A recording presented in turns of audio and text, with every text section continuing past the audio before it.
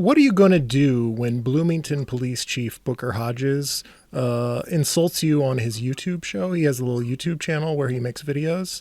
How are you going to respond when inevitably you have a rivalry with a local police chief? Can you handle that? Yeah. For me is you just never lead with your ego. You just never do. I'm failing at my job if I react to every criticism by a judge, by a county commissioner, by a police chief, right? If I make decisions that involving officer-involved shootings where I'm terrified if law enforcement will hate me, right? Or I'm not doing my job.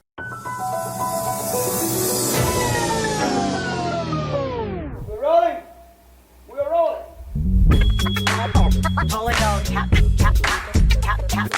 This is a real thing. Real thing. None of you have the balls to stop this. Stop this. I've got plenty of time. I have nothing else going on today. We're in the Wedge neighborhood right now.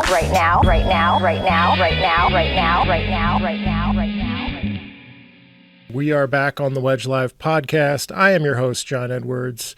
Joining me is another candidate for Hennepin County Attorney. It's an election year. Caucuses are about to be happening, and that means conventions and endorsements and eventually an election.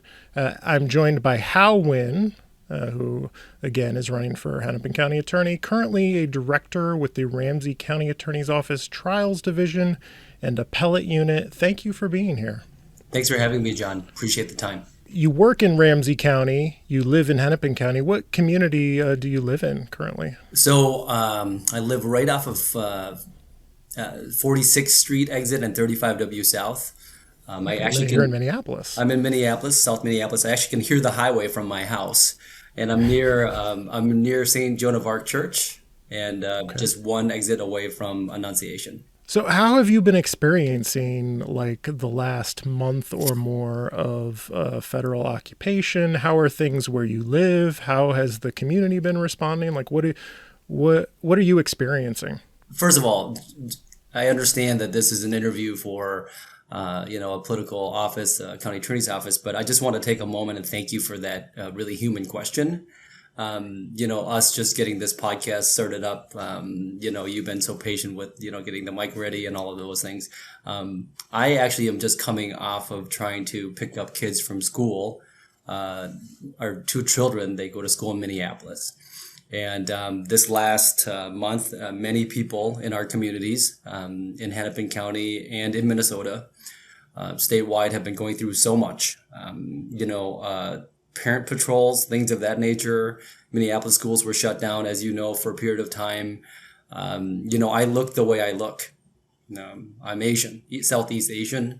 And there's a real concern that our family has in terms of, am I the one who should be picking up our kids? What happens to their father if their father gets pulled out of a car or stopped to grab the children at pickup, like any parent should be able to do. And so our family has had to adapt, like many other families have had to come up with safety plans and things of that nature. And actually just getting to this podcast today, as many families do, we're just trying to raise our kids. We're trying to survive. Something happened in flux that required me to do the pickup.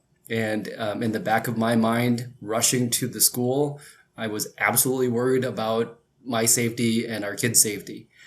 We have parent patrols out there watching for ICE agents as they're picking kids up. The other day,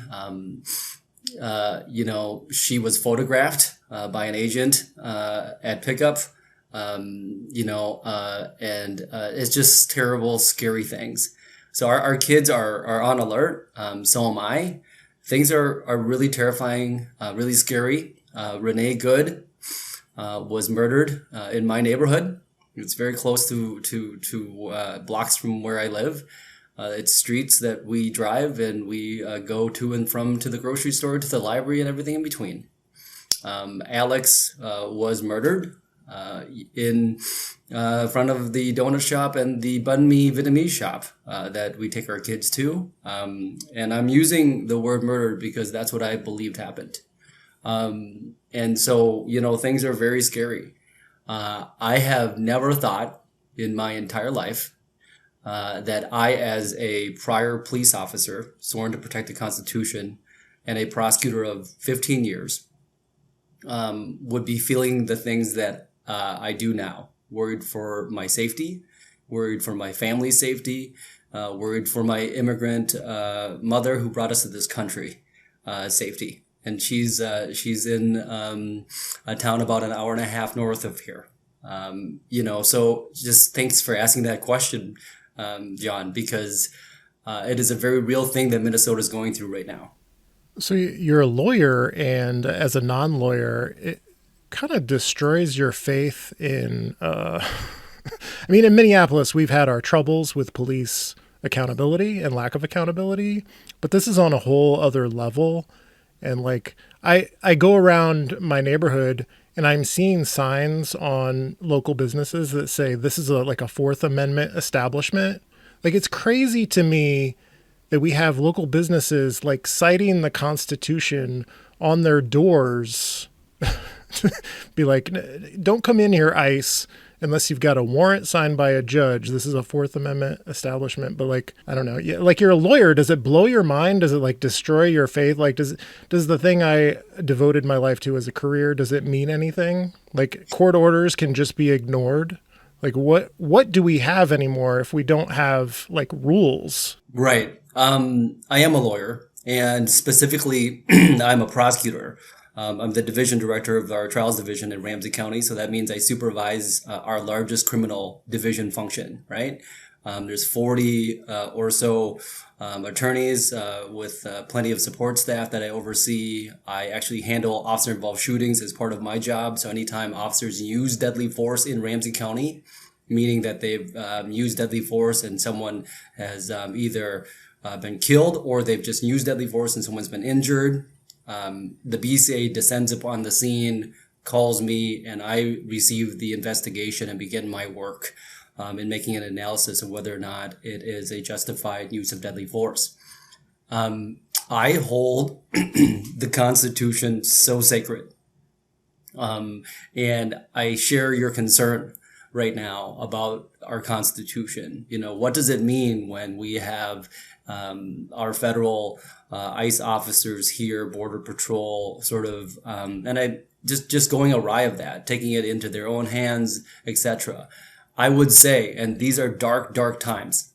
They are. I don't want to be doom and gloom. I don't want to say the sky is falling, but we would be blind to close our eyes to what is happening in our community and across the country. But I must say, we have to have faith in our Constitution. We have to have faith in the grit that we have in our hearts, right? And Minnesotans, we got grit. We got a lot of it. That's how we can survive these cold temperatures and build beautiful lives here. So I would say that hang on, we support each other, we protect each other, and we've been doing that. I think we have been a leader in this country, and the way we've shown up in this country that is signified or signaled to the other parts of our country that, our Constitution is strong. Our reserve is profound, and I myself believe that because that's the only thing that we have to move forward. So that's just I'm just speaking from the heart. There's people like you who wake up every day, who put on this podcast, who highlight democracy. There's school teachers, there's prosecutors, there's local police officers. There's all of those things, all these people who pick up the trash, people who make sure the lights are running.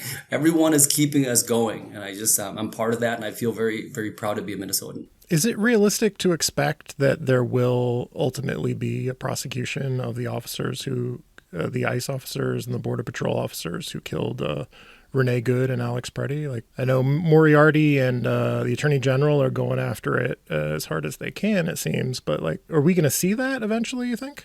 I have faith in our system that the county attorney is doing her very best to collect as much evidence as we can. I know that Attorney General Keith Ellison is also doing everything he can. They have filed, obviously, TROs, temporary restraining orders, to preserve the evidence. What I think your question is, and I think it's a fair one, is it realistic that there will be a prosecution? We have to be able to prove a case beyond a reasonable doubt. We just have to, as a prosecutor, we need to do that.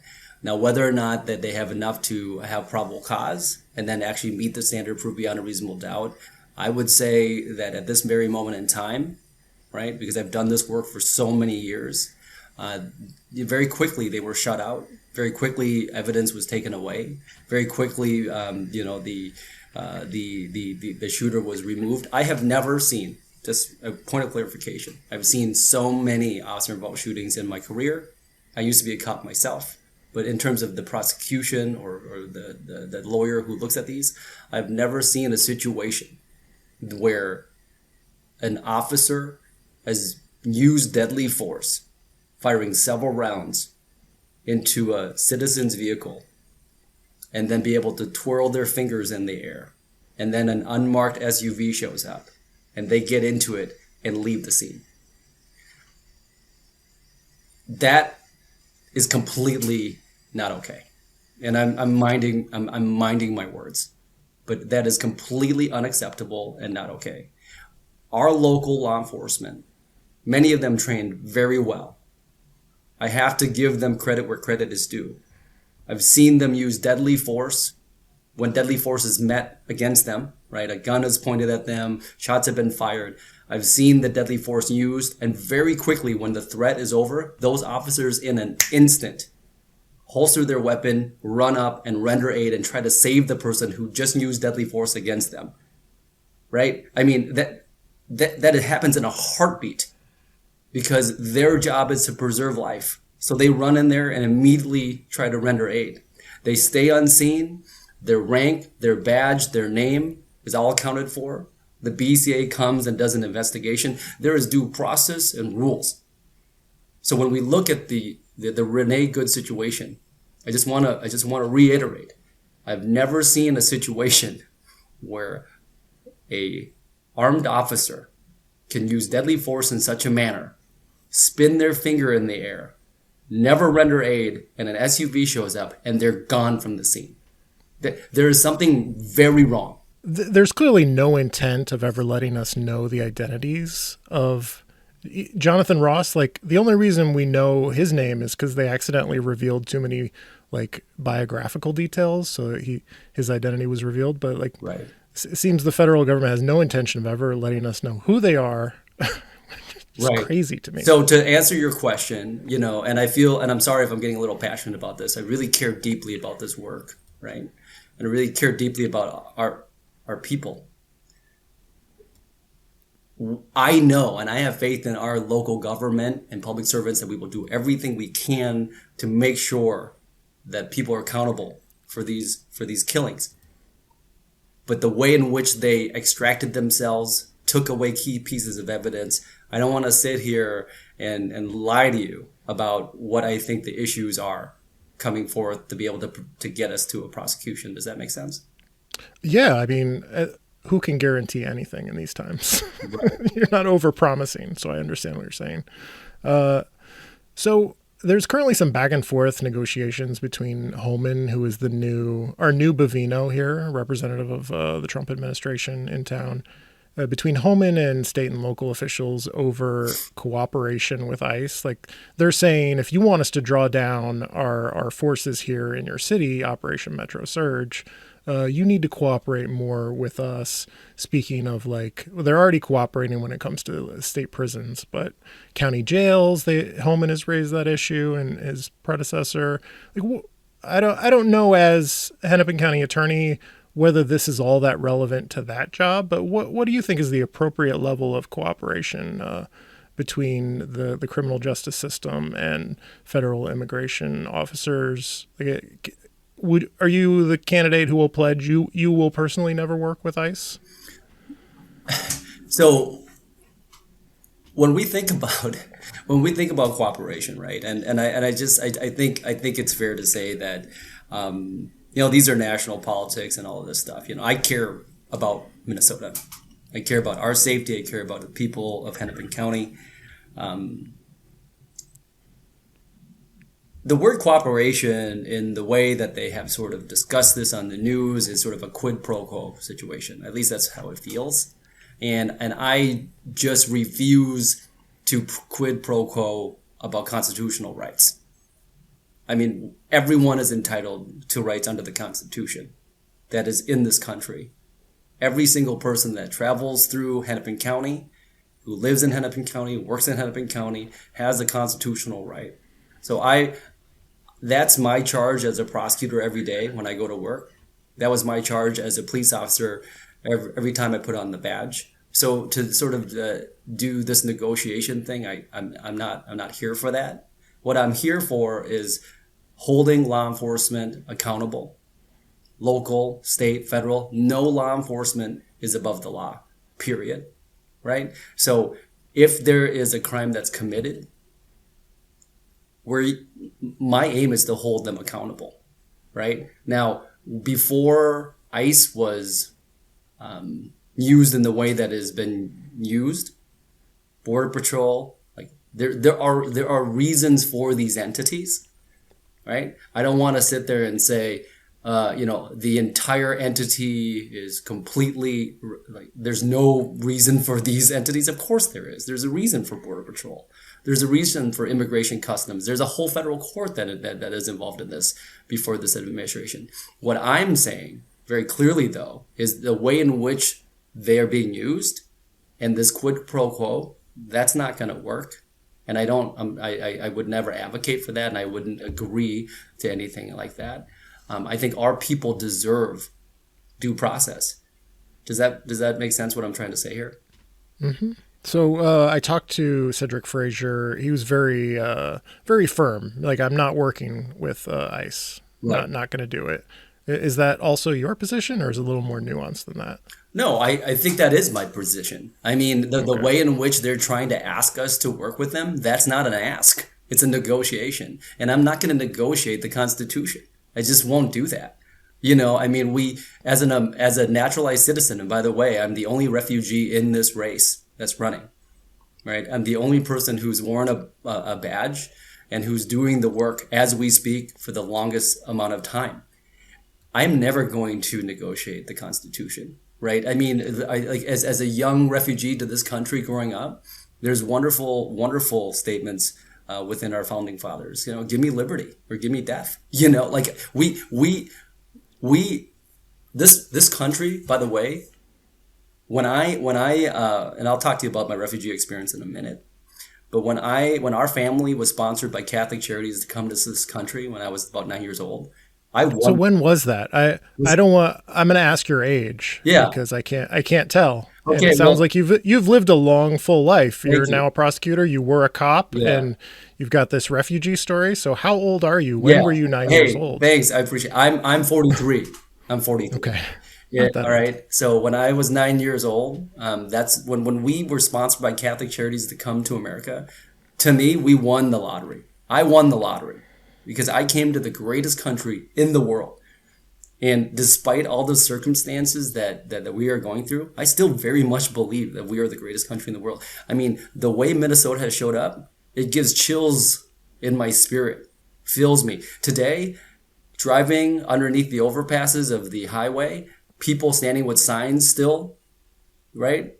Protecting Minnesota, saying ICE out. People, I mean, we are strong, right? So for me, I just won't ever negotiate the Constitution, and I'm not going to be working with ICE when they're doing deeds that I would say run afoul of the rights that everyone is due. One of the things that struck me, a lot of parallels with 2020 for me over the last month or so, and these killings by federal agents and the occupation. But I also think back to when it comes to the Renee Good shooting, I think about Ricky Cobb, and I think about how Mary Moriarty handled that, and how the governor tried to cut short her attempt to prosecute that. Basically said, I'm pulling you off this if you pursue this against the state trooper who shot into a moving vehicle. Like, whatever you think about that that killing of Ricky Cobb, I think the state troopers showed some poor judgment, maybe some poor training. That was not handled very well from my perspective. But it's strange now when the governor tried to step in and cut that short, to have Walz now saying, well, this needs to be fully investigated. And, it's not good to have Trump prejudging here, when it felt to me like Walz was prejudging in that case. What do you think about Moriarty pursuing that case against the state trooper, Ryan Londrigan? You have any thoughts about that? Yeah. So, first and foremost, because I handle officer involved shootings, right? And because, I have a lot of experience doing that. And I'll just speak sort of generally here. What happens is when we evaluate the evidence that we have, right? And murder just does not have statute of limitations. What we have to do is we have to make sure we have an ethical obligation as prosecutors. So ministers of justice is the thing. So we're different than any lawyer out there. We're technically ministers of justice. And so when you're a minister of justice, you can do injustice by bringing a charge that you shouldn't be bringing.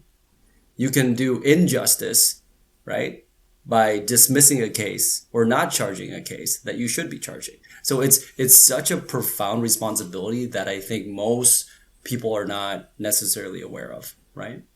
So when we think of charging someone, whether it's a police officer or anybody else with a crime, right, especially when we talk about deadly force, though, we have to believe that we have met not just probable cause where we can get it into court, that this is proof beyond a reasonable doubt. And John, that is the highest standard of proof in the land. We have civil courts, we have the preponderance of evidence, we have reasonable article of suspicion, we have probable cause, and proof beyond a reasonable doubt is the highest standard in the land, right? And so if we don't believe that we can do that, or if we not yet know that we can do that, then we have to slow down and we have to hold. Because once we are the county attorney, or once we are ministers of justice, we owe justice to all of Hennepin County, all of the people we serve. So, I never want to quarterback a county attorney's decision in terms of how they did it, what they should have done, or things like that. But I think what happened, and we can just talk factually what happened, was that case was charged relatively quickly. Then experts were hired by Mary. Opinions were issued by that expert. Then other information came to light, right? That I think she publicly said the defense offered to her. And then she hired an outside law firm, I believe, from out of state at the tune of a lot of money, right? Used by taxpayer dollars. Again, I'm not challenging what she did. I'm just saying some of these things led to the other things, and ultimately at the end it was a dismissal. Right. And I'll get up on my soapbox about this, because I feel like we had so what I'm much. saying, though? I'm just saying. Yeah. I'm just saying. Yeah, I get it. It is a slow down situation oftentimes, and that's what I bring to this job, is that experience. Right. I was frustrated that we never had a conversation about how poorly that traffic stop appeared to be handled. Like, you don't stop a moving car by shooting into a moving car. During the whole interaction, watching the body cams, they appeared to be concerned that he would drive off. Like, I feel like they knew this is a person at high risk of driving away, and then getting yourself tangled up in the car. It feels like similar circumstances, like recklessly putting yourself in harm's way and then shooting into a moving car for someone who was simply trying to get away. Right. And I will tell you this, in Ramsey County, we prosecuted the murder of Philando Castillo. Right. And I was very proud of our office for doing that. Ramsey County Attorney John Choi, I think, was an excellent leader in that. That ended in an acquittal, by the way, right? Where Philando, the cafeteria gentleman who was serving kids, it's just it makes me it just makes me all hot and angry just thinking about this man that was murdered. We believed it. Right. And then the jury ultimately decided not. I lived in Brooklyn Center, 2 streets away from where Dante Wright was murdered. I used to walk our newborn baby on a stroller in that. So for me, these matters are so deeply, deeply important. I'm a person of color. Take off the suit and tie. I used to wear a uniform, police officer uniform. Take off that uniform, and I still look the way I look. And I definitely understand the safety concerns that come with that. Right. Yeah. So like, I totally understand what you're saying. But when we put on the prosecutor hat or the minister of justice hat, we owe it to everyone to slow down, to take in as much evidence as we can, and to take our time with it, because I think the public also deserves a reasoned, measured decision. Because what happens if it goes too quickly, or decisions are made too quickly without information, then the rest of the public is left thinking, well, how come? I mean, we charged that. How come now it's dismissed? I mean, there's all this confusion. You know what I'm saying? Yeah. This isn't necessarily a question. I just feel like it should have been a scandal. Like, maybe it's not a crime. Maybe it shouldn't have been charged, but it's a scandal. We never had any conversation about like state trooper training. Like, is that the training? Is that how that should have been handled? We never had that conversation. Right. I think it was poorly handled, and a lot of people were out there to lionize the state trooper as if like, oh, he's the victim here. Well, no. No, I think we needed to have a conversation about how that was handled, and it wasn't handled well, even if it wasn't a crime. Okay.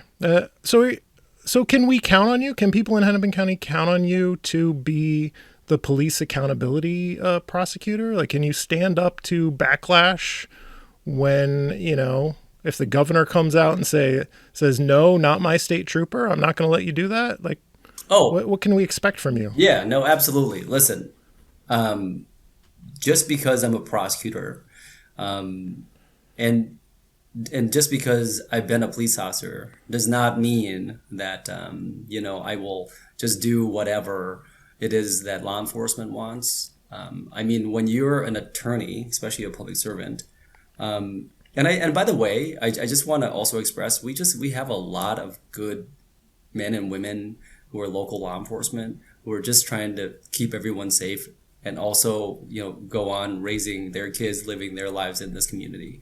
But for me, if someone breaks the law, I'm going to prosecute them. Even if it's a trooper, a police officer, a deputy, an ICE agent, I'm going to do that because that's what is owed, right? And you can't take this job and you can't seek it out and then do it for political reasons. I want to make something really clear. I'm not a politician. I have never run for anything like that. I've never run for public office, period. What I am, though, is an experienced lawyer prosecutor who manages in a major metropolitan office. What I am is a prior police officer who knows what it entails to walk down a mile-long driveway, who knows what it entails to have to take out your gun sometimes to make sure that deadly force isn't used against a victim or yourself or someone else. I know all of those nuances. I'm also a person of color who understands what it's like to dig through the couch cushion, to talk to your single mother and decide, are we paying the light bill this morning, or are we going to not pay the light bill because we need to make sure the gas stays on? There's a lot of things about me that I think are at the intersection of service. And by the way, a note about service. I have a deep sense of gratitude to this country for giving me, this voice you hear, right? This is because of an ESL teacher who taught me English, right? This body that grew is because of food stamps that the government gave us. I'm a Democrat. I believe in public service. I believe in public assistance. All the food that was put into my body, I grew it. Everything that I am today and all of the work that I have done is because I am the fruit of America's labor. I feel a deep sense of responsibility to give back to a country that gave me so much. And that's not a political line. That is just every single thing that I've done in my, if you've done some research about me, everything I've done has always been public service. Well, You've caught me. I did very little research. Oh, well, during college, Sorry. no, that's all right. During college, I worked for probation for a while. I was a correctional officer. After that, I became a police officer. After that, I became a prosecutor, and that's all I've ever done. And So all of it is for public service.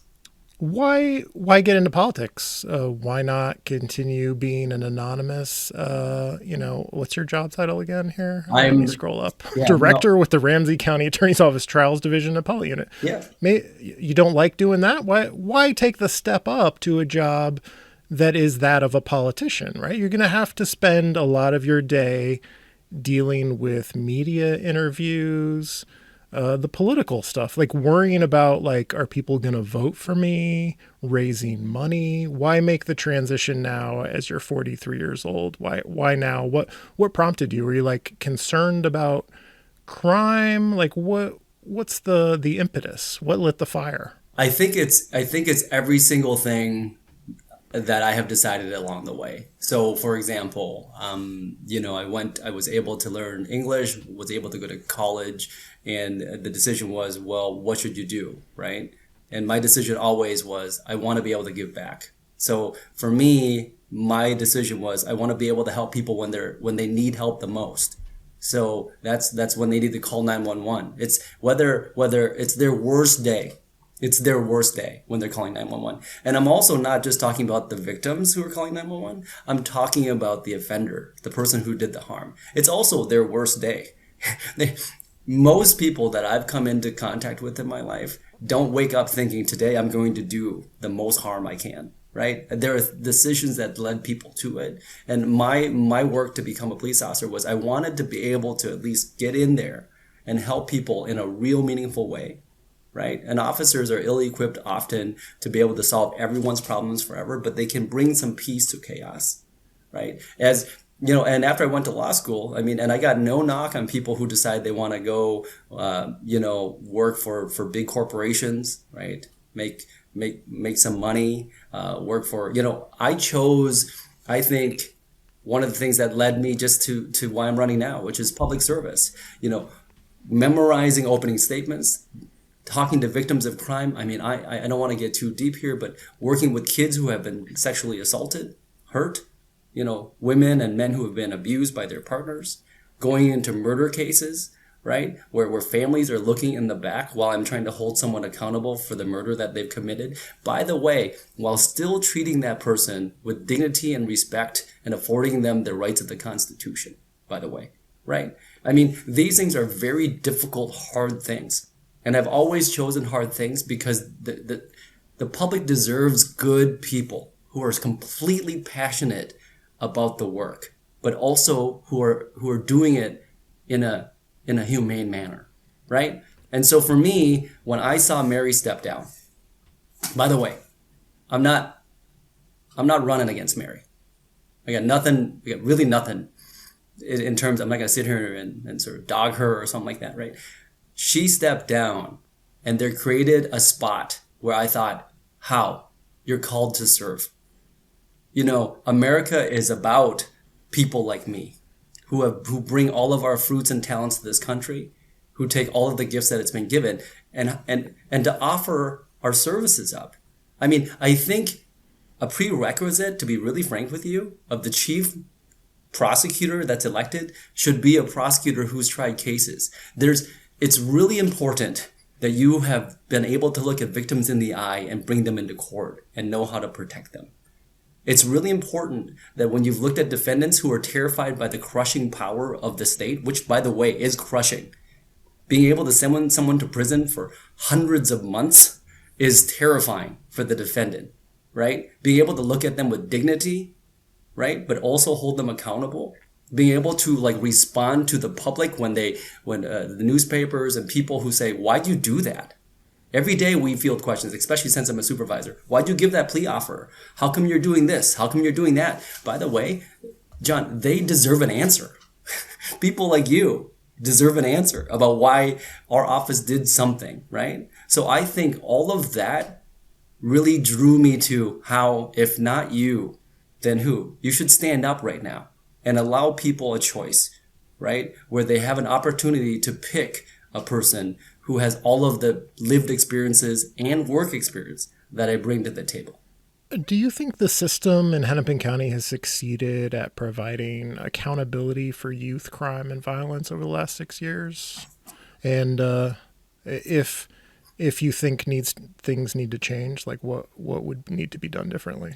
Yeah, so I think that the sole, let's say we put it on the county attorney's office as the sole responsible party.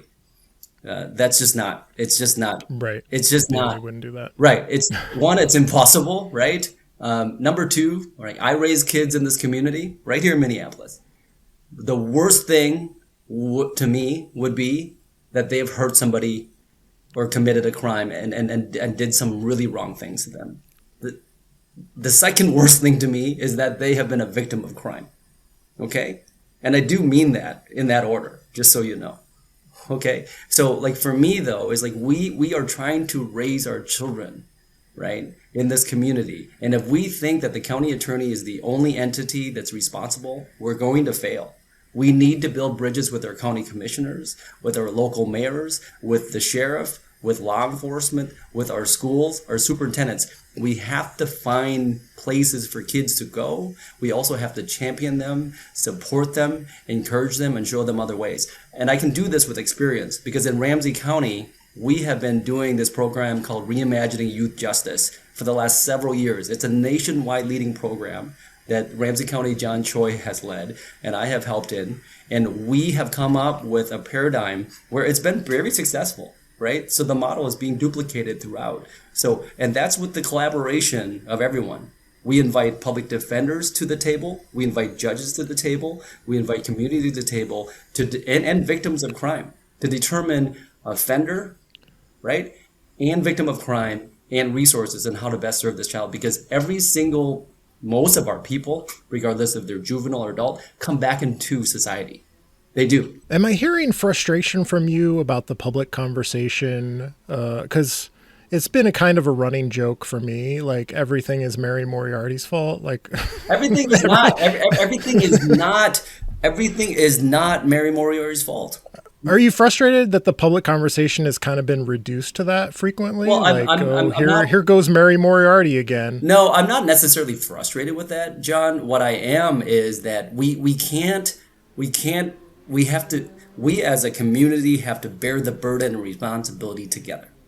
We have to do that. And we have to build bridges, right? And I've always built bridges in my work. I have a demonstrative history of building bridges. I volunteer with Asian Women's United Against Domestic Assault. I've been the board chair of that for 10 years. We run domestic assault shelters in Minneapolis. I volunteered for the Jeremiah program in Minneapolis here for several years, almost 5 years, teaching a class every Wednesday night to single moms, right? I'm part of the Children's Hospital board as well for their foundation board. I love this community. I love our kids. I coach our local soccer team, my kids' soccer team. We also have some other stuff going on. I love this community. And what we need to do is we need to bear the burden together because they're all of our kids.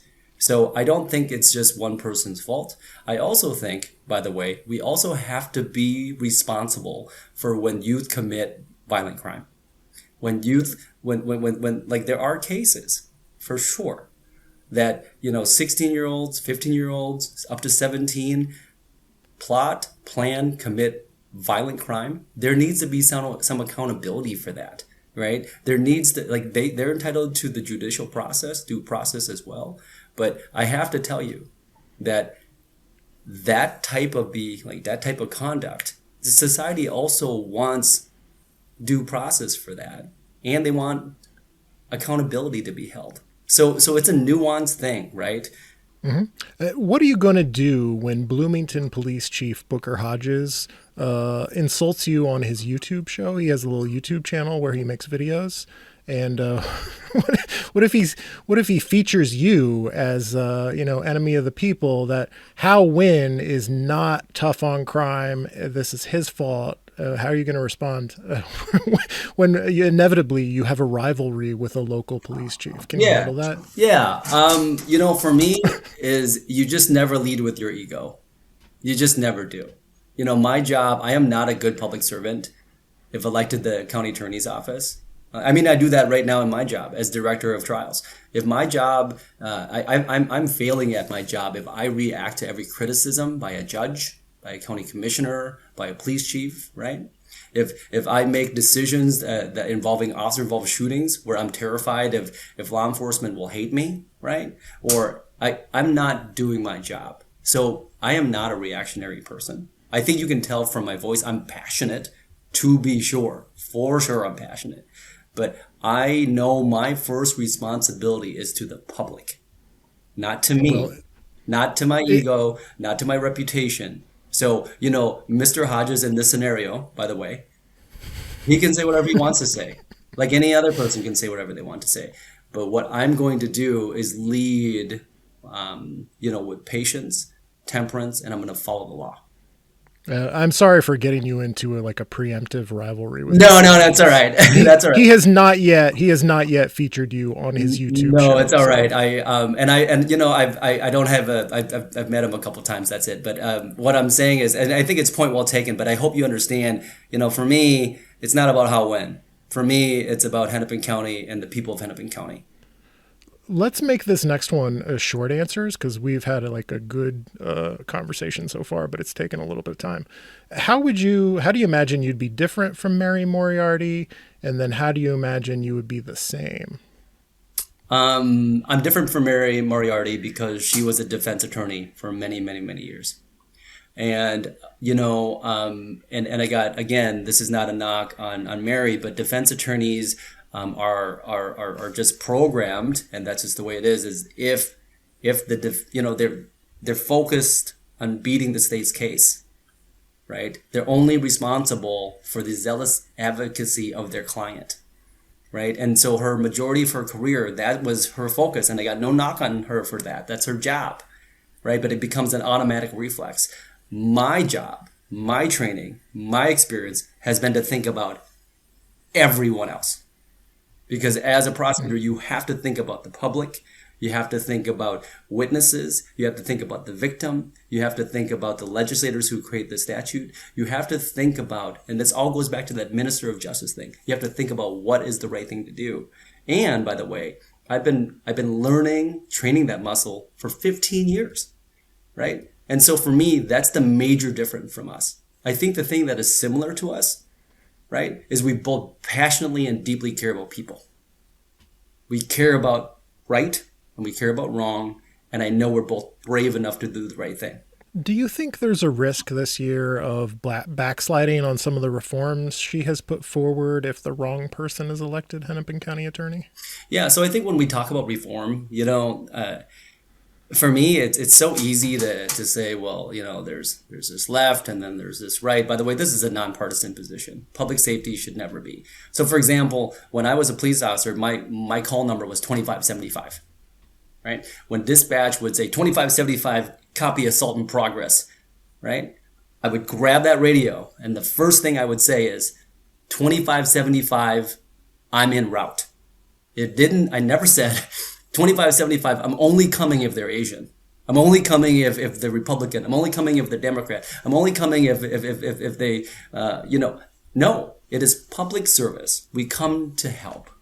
So when we talk about the job of the county attorney's office, I think what's happened to it, right, especially here at Hennepin, is it's become super polarized. It's got to be this or it's got to be that. No. For me, it's nonpartisan. The word reform and the word progressive and the word accountability, it's what is the right thing to do in this particular case? What does the law require, right? And what is best for society? So no, I don't think that there'll be a backslide in reform. I don't think so because I care deeply about many of the things that she has done, but I also think differently than her. I also have a different background than her. I also can build different bridges that she can't. And that she hasn't. But again, I'm not running against her, so I hope you understand what I'm trying to say. Yeah. So let's go through a couple of policies here. So stopping prosecution on most felony cases arising from low-level traffic stops, is that, again, maybe a quick answer for that one. You think that's a good idea, that policy? I'll try to give you a quick answer, and I know it's really hard, John, because when you're talking to a guy who's been doing this work for a very long time, it can. I'm so sorry. I don't try to run afoul of your time, but I want to first recognize that without a doubt, there are without a doubt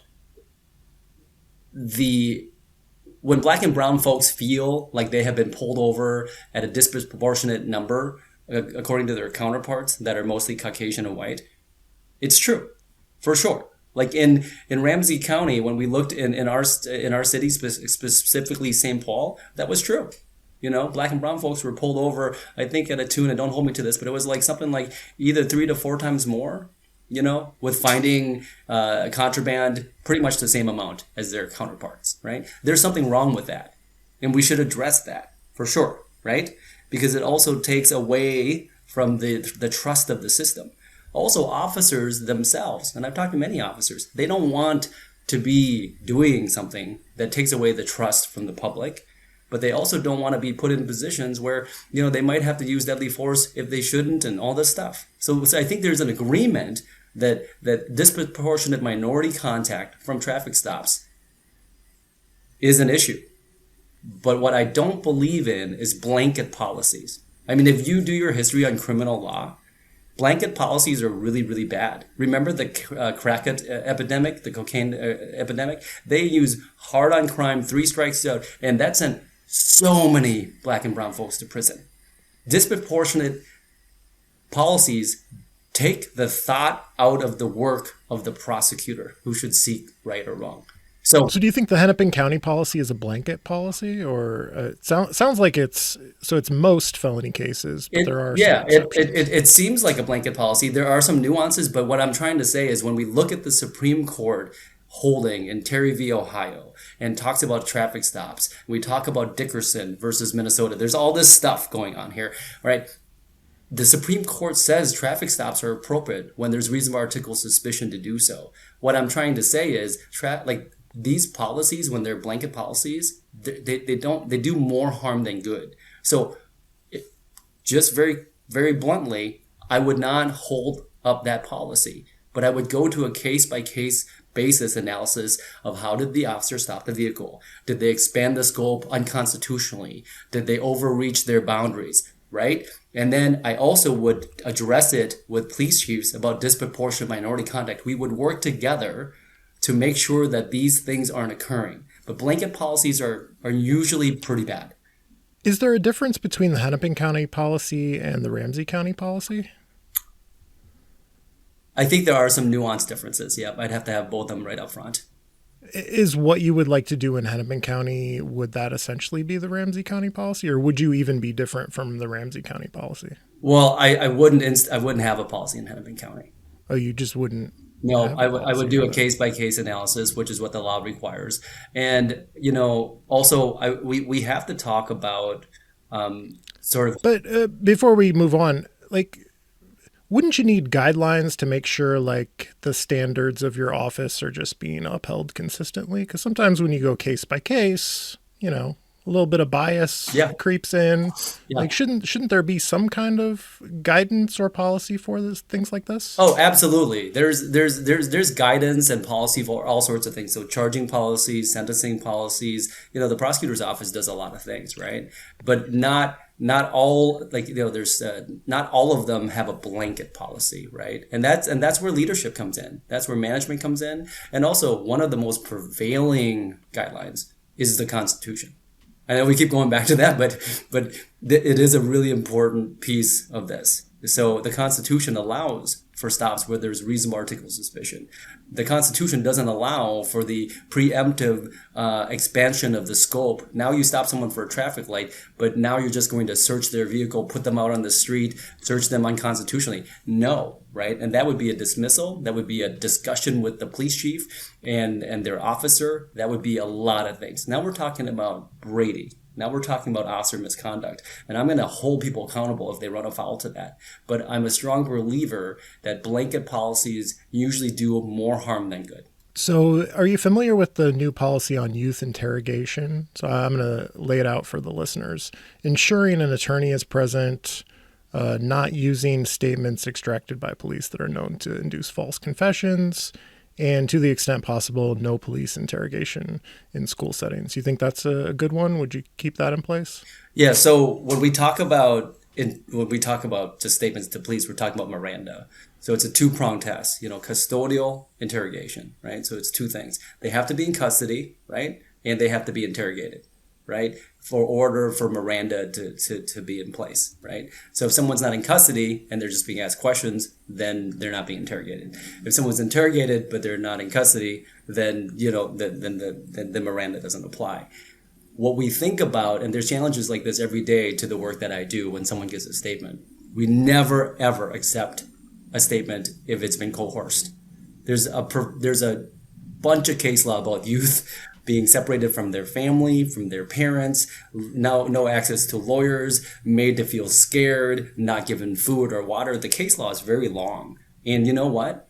That's just simply unacceptable, right? So I am completely for following the law and the Constitution, right? And I also know that law enforcement,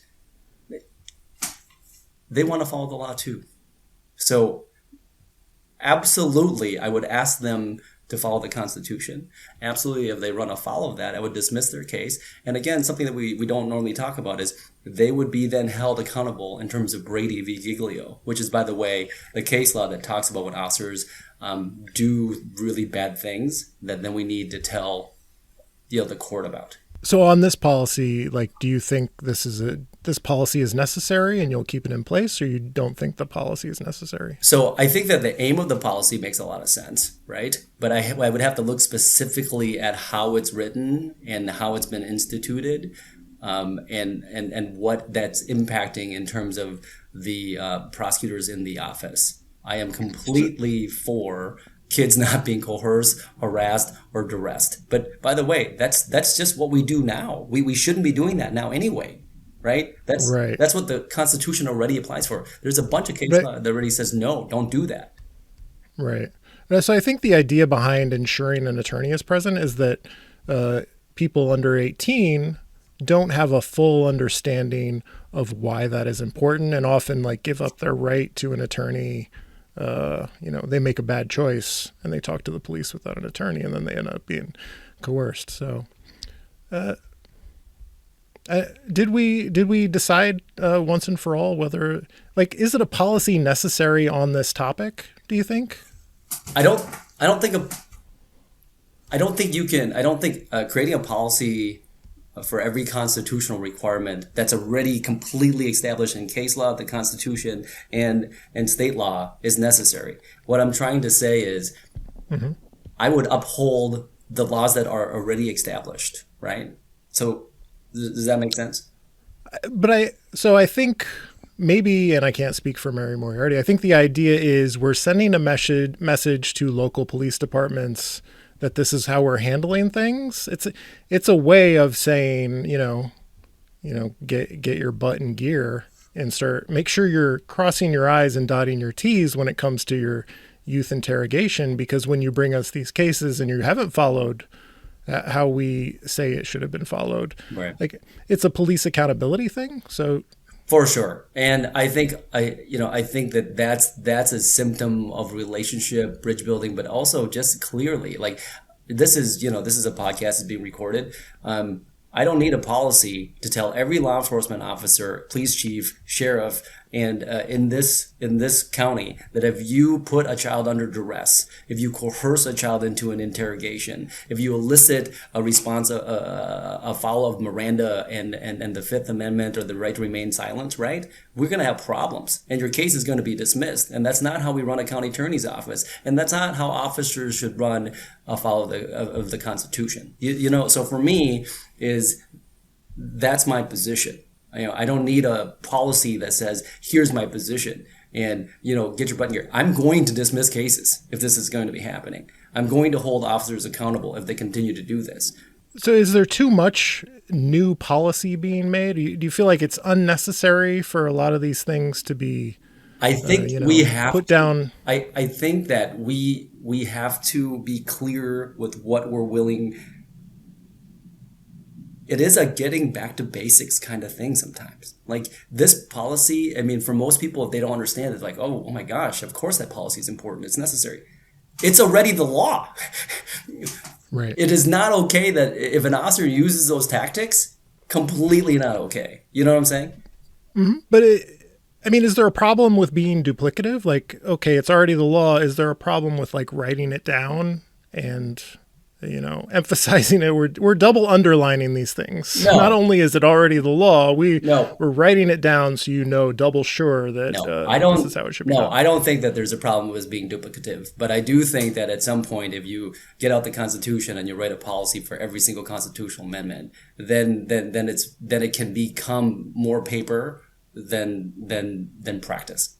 Is there anything about your campaign that we haven't gotten to that you want to communicate?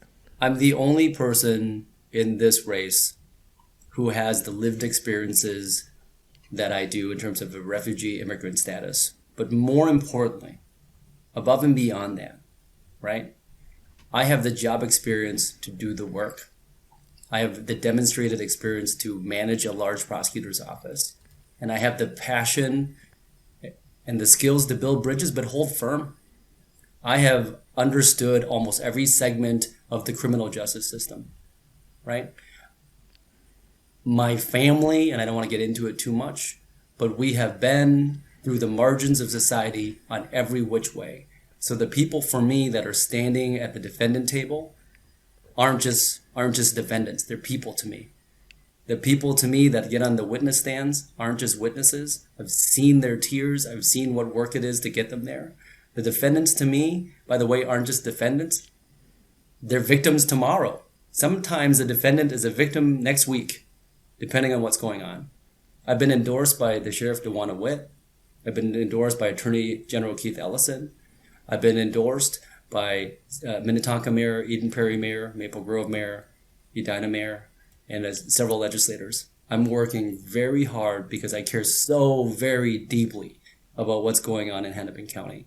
And what they would get with me is a reasoned, experienced county attorney, prosecutor, who will never make decisions based on ego, who will always reach out and build bridges. That's what they get with me, and that's why I'm running.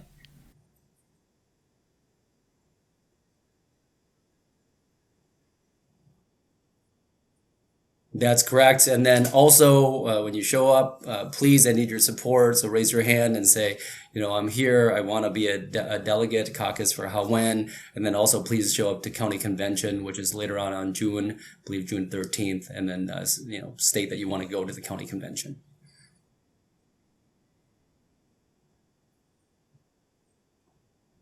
Yes, John, and but you know what? Our democracy runs on it, and it's so important. So I thank you for your work and everything you've done. This has been the Wedge Live podcast. I'm your host, John Edwards. Thank you for listening. This is a real thing. Real thing. None of you have the balls to stop this.